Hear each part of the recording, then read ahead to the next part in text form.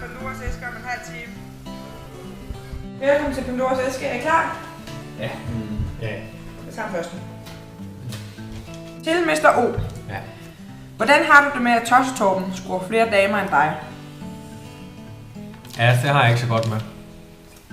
Men jeg må indrømme, at den standard, den kører med, den er heller ikke den højeste.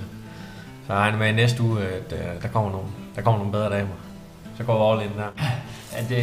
Ja, vi ved alle sammen godt, at jeg scorer kun 10'er herinde på Paradise Hotel.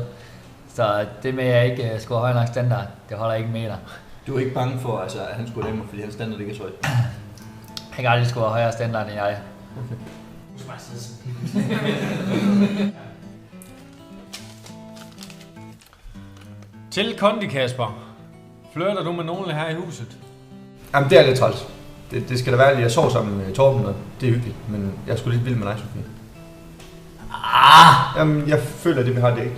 Ej, det er fandme løgn. Jamen, det er lidt Det kan da træls. fandme ikke være bekendt. Jamen, det er også lidt ærgerligt. Vi har en regel. Bros before hoes. Det er også træls. Det kan simpelthen ikke passe.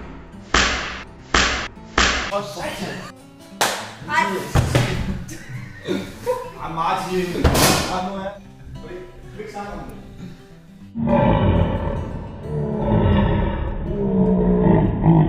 Det bliver noget rod i morgen, det her. Ja, det gør. Den parceremoni, den bliver den vildeste.